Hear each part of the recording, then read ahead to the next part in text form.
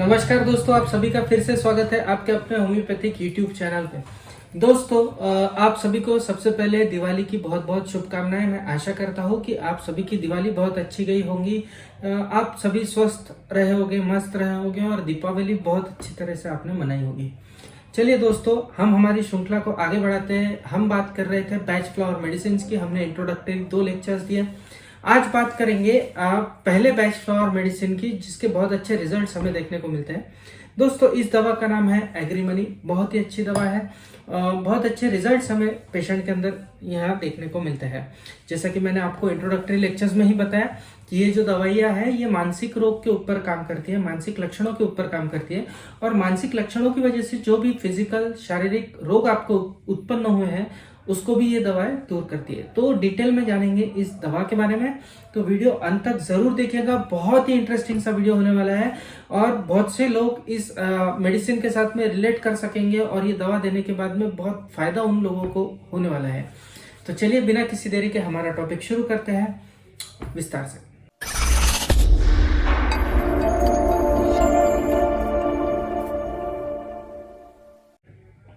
दोस्तों, आप सभी से अनुरोध रहेगा कि आपने अगर ये चैनल मेरा पहली बार देख रहे हैं आप सभी लोग, तो प्लीज इस चैनल को सब्सक्राइब कर दीजिए। साथ ही साथ बेल आइकन का बटन भी दबा दीजिए, जिससे ज्यादा से ज्यादा लोगों तक मैं जुड़ सकूं। और साथ ही साथ आप सभी से अनुरोध रहेगा, मैं देख रहा हूं कि 90% लोग, 90% लोग जो मेरा वीडियो देखते हैं वो किसी कारणवश चैनल को सब्सक्राइब नहीं कर पाते या भूल जाते हैं, पता नहीं। तो ऐसा बिल्कुल मत कीजिएगा, चैनल को जरूर सब्सक्राइब कीजिएगा। चलिए दोस्तों, आज की डिस्कशन को शुरू करते हैं। एग्रीमनी एक बहुत ही अच्छी दवा है। बचपन में चित्रहार आता था। चित्रहार में एक गाना अक्सर सुनने में आता था, वो है मैं जिंदगी के फिक्र को धुएं में उड़ाता चला गया। देवानंद साहब का एक गाना था, बहुत मशहूर गाना था, जिसमें वो धूम्रपान करते हैं और हर फिक्र को छोड़ देते हैं, ऐसा बता रहे हैं। ठीक यही पिक्चर हमको एग्रीमनी के अंदर देखने को मिलता है।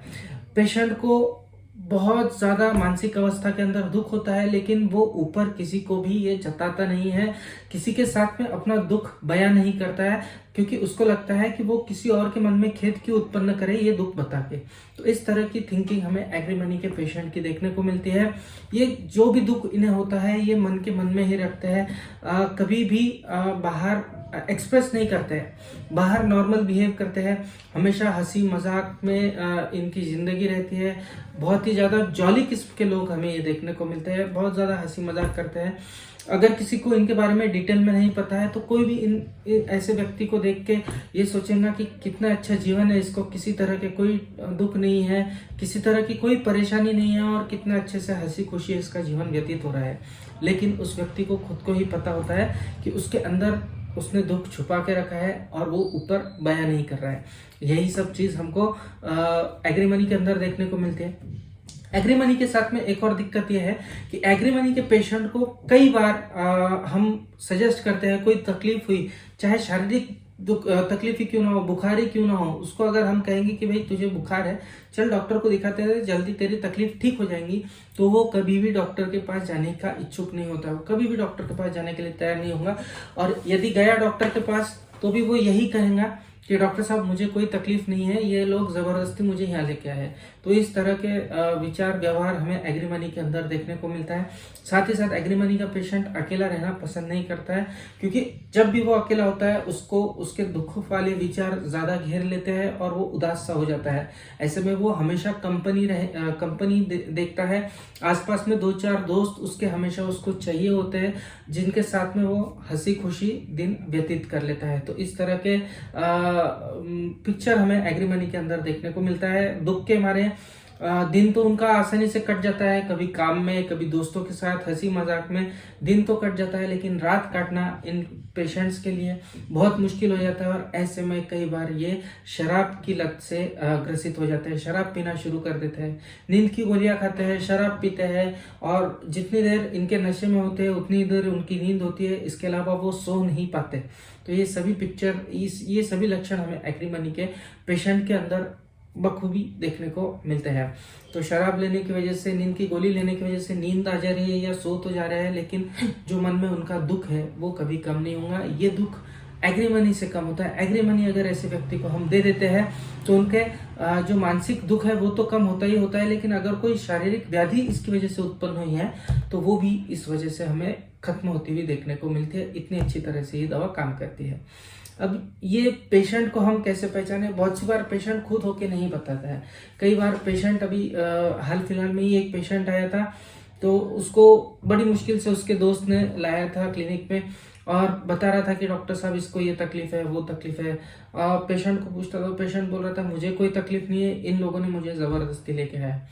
फिर और थोड़ी डिटेल हिस्ट्री तो लेना ही पड़ता है, तो डिटेल हिस्ट्री में पता चला कि इसने 2 महीने से शराब पीना शुरू किया है। तो ये सडन चेंज ऑफ बिहेवियर क्यों हुआ, ये थोड़ा सा और डिटेल में देखने के बाद में पता चला कि करीब 2.5 महीने पहले इसके पिताजी का देहांत हुआ था।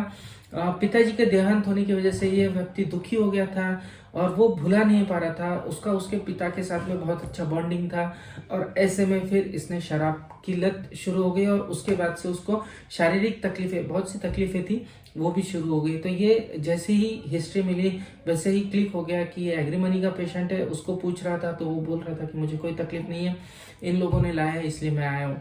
तो ये टिपिकल प्रेजेंटेशन हमको एग्री मनी के अंदर देखने को मिलता है। उस व्यक्ति को हमने एग्री मनी दिया 1.5-2 महीने तक के देने के बाद में उसके अंदर हमें बहुत अच्छा इंप्रूवमेंट देखने को मिला।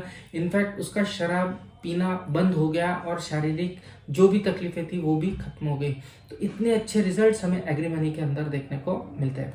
छोटे बच्चों के अंदर भी अक्सर ये दवा हमें इंडिकेटेड देखने को मिलती है, क्योंकि यही व्यवहार छोटे बच्चों का हमें देखने को मिलता है। छोटे बच्चे खुद की तकलीफ भूल जाते हैं, खेल कूद में जब लग जाते हैं तो खुद की तकलीफ भूल जाते हैं। चाहे छोटे बच्चों को बुखारी क्यों ना हो, वो अगर एक बार खेलने में लग गए तो खुद की बुखार की तकलीफ भूल जाते हैं और खेलने में मग्न हो जाते हैं। तो यही चीज हमें छोटे बच्चों के अंदर देखने को मिलती है। इसलिए छोटे बच्चों के लिए भी एग्री मनी बहुत अच्छी तरह से काम करती है। एग्री मनी ज्यादातर छोटे बच्चों के ऊपर भी बहुत अच्छी तरह से काम करती है। तो ये सभी लक्षण हमें देखने को मिलते हैं।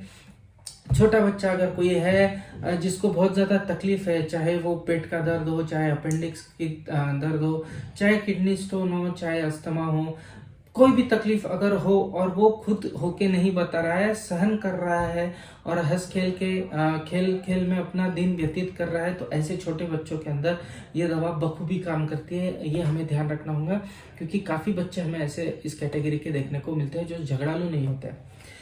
एग्री मनी की एक और बात, एग्री मनी हर हालत में झगड़े से दूर रहते हैं। कभी भी वो किसी भी झगड़े के अंदर गिरना नहीं चाहते। वो झगड़े से 2 हाथ दूर रहना पसंद करते हैं, किसी के साथ वाद विवाद करना नहीं पसंद करते। ये एग्री मनी का एक बहुत ही टिपिकल मैं कहूँगा व्यवहार है। वो अपने आप को किसी भी तरह के बखेड़े से दूर रखना चाहते हैं, ना ही वो कोर्ट कचहरी करना चाहते हैं, ना ही किसी से 2 बात कह के खुद का दिमाग खराब करना चाहते हैं। तो ये टिपिकल लक्षण हमको एग्री मनी के अंदर देखने को मिलते हैं। अगर एग्री मनी के पेशेंट के साथ में कोई बड़ी दुर्घटना हो जाती है, उसका फॉर एग्जांपल अगर हाथ फ्रैक्चर भी अगर हो जाता है, तो वो कभी रोएगा नहीं। वो दुर्घटना के स्थान पे भी कभी रोएगा नहीं, कभी किसी को कोई तकलीफ देगा नहीं। इनफैक्ट लोग अगर उसको ले जाने की कोशिश करेंगे अस्पताल तक, तो वो कहेंगे रुको, मैं खुद ही मेरा ऑटो करता हूँ और अस्पताल तक चले जाता हूँ, आप तकलीफ मत लीजिए। ये बेसिक व्यवहार हमको एग्री मनी के पेशेंट के अंदर देखने को मिलता है। जैसा कि मैंने पहले बताया, अकेलेपन से पेशेंट को, ऐसे एग्री मनी के पेशेंट को बहुत डर लगता है। अकेलापन इसे बिल्कुल नहीं सहन होता है। अकेलापन बिल्कुल भी ये अकेला रहने की कोशिश नहीं करेगा। हमेशा दोस्तों के साथ में, रिश्तेदारों के साथ में अपना समय व्यतीत करने की कोशिश करता है। अकेला रहा तो इसे घबराहट शुरू हो जाती है और ऐसे में कई बार अपना गम गलत करने के लिए शराब और सिगरेट जैसी आदतें ये पेशेंट को लग जाती है। ये भी एक बहुत ही टिपिकल सिम्टम हमें पेशेंट का देखने को मिलता है। एग्री मनी का जो व्यक्ति होता है वो किसी भी उस व्यवसाय के लिए ठीक नहीं है जहाँ पे ग्राहक के साथ में बहुत ज्यादा बातचीत करनी पड़ती हो। यदि ग्राहक बहुत ज्यादा भावताव कर रहा हो, तोल मोल कर रहा हो, झिकझिक कर रहा हो, तो ये जो होता है पेशेंट जो होता है एग्री मनी का, वो ग्राहक को बोल देता है भैया मुझे माफ करो, मेरी दुकान से निकल जाओ, आप कहीं से भी ले लो, किसी भी भाव में ले लो, मैं मोल भाव नहीं करता हूँ, ये झिकझिक मुझे पसंद नहीं है। यह व्यवहार हमें एग्री मनी के पेशेंट का देखने को मिलता है। वो कभी भी ज्यादा बातें करने का इच्छुक नहीं होता है पेशेंट के साथ में, कभी किसी के साथ में झगड़ा करने का इच्छुक नहीं होता है। यदि पार्टनरशिप में कोई व्यवहार है, कोर्ट कचहरी करने की नौबत आ गई तो कभी कोर्ट कचहरी नहीं करेगा, नुकसान सहन कर लेगा, लेकिन कभी कोर्ट की पायरी नहीं चढ़ेगा ये पेशेंट। तो ये व्यवहार हमको एग्रीमनी के अंदर देखने को मिलता है। एग्रीमनी के पेशेंट की फिलॉसफी काफी क्लियर होती है। इनके मन में हमेशा एक फिलॉसफी पक्की होती है, ये सोचते हैं कि क्या पैसा मन की शांति से अधिक जरूरी है। ये फिलॉसफी इनके मन में होती है और कभी भी ये मन की शांति को अहमियत देते हैं, पैसे को ज्यादा अहमियत नहीं देते। इसलिए कभी किसी से झगड़ा नहीं करेंगे, कभी अगर उनको नुकसान हो गया तो सहन कर लेंगे, पार्टनरशिप में नुकसान हो गया तो सहन कर लेंगे, लेकिन कभी किसी को बोलेंगे नहीं।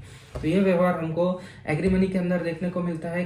किसी भी हालत में ये किसी को खुद की तकलीफ नहीं बताते, दोस्तों को भी बड़ी मुश्किल से ये तकलीफ बताते हैं। कई बार इनकी बातों से हमें इनकी तकलीफ का अंदाजा हो जाता है। मसलन कई बार बातों बातों में ये कह देते हैं कि किसी को क्या पता कि मेरी तकलीफ क्या है, मेरी तकलीफ तो मुझे ही पता है, मेरे पास पैसा है, सब कुछ है, लेकिन सुख ही नहीं है। इस तरह के एक दो सेंटेंस कई बार बातों में बोल देते हैं, जिससे हमें अंदाजा लगता है कि ये शायद एग्रीमनी का पेशेंट हो सकता है। मुझे अंदर से सुख नहीं है, मैं बाहर से सुखी दिखता हूँ, ये बोल के कई बार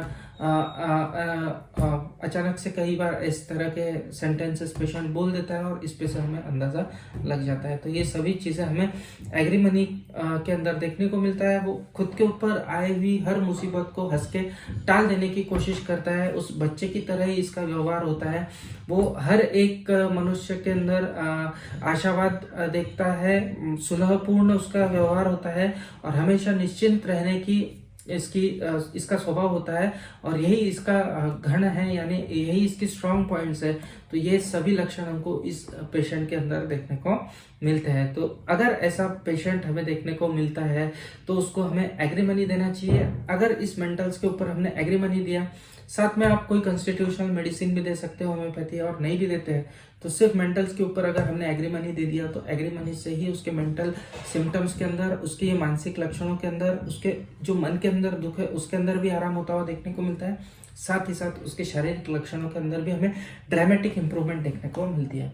तो ये थी आज की मेडिसिन। एक बात यहाँ पे मैं बोल देना चाहता हूँ कि चाहे कोई भी व्यक्ति हो, चाहे छोटा बच्चा हो, चाहे कोई बड़ा व्यक्ति हो, अगर वो झगड़ालू है, खुद का हिस्सा नहीं छोड़ूंगा, मैं झगड़ लूंगा, बहुत लड़ाका है, कोई होड़ी अगर कोई बच्चा है, बहुत जिद्दी अगर बच्चा है, तो उसके ऊपर एग्रीमनी किसी भी हालत में काम नहीं करेंगे, क्योंकि एग्रीमनी का ये स्वभाव ही नहीं है। ये चीज हमें ध्यान में रखनी होती है। तो आशा करता हूँ कि ये फर्स्ट बैच फ्लावर मेडिसिन आपको समझ में आई होंगी। इसी तरह की बैच फ्लावर मेडिसिन की डिस्कशन हम अगले वीडियोस के अंदर भी जारी रखेंगे। तो अलग अलग स्वभाव हमको अलग अलग मेडिसिन के अंदर देखने को मिलेंगे। तो ये श्रृंखला आप बिल्कुल मत चूकिएगा, इस श्रृंखला को अंत तक फॉलो कीजिएगा। बहुत ही इंटरेस्टिंग से ड्रग पिक्चर्स और पेशेंट के प्रोफाइल्स में यहाँ पे बताऊंगा। तो चलिए मिलते हैं अगले वीडियो में, तब तक के लिए आप सभी की इजाजत चाहूंगा। जय हिंद, जय भारत। आपको एक बार और लेके जाते हैं दिवाली की शुभकामनाएं। चलिए बाय।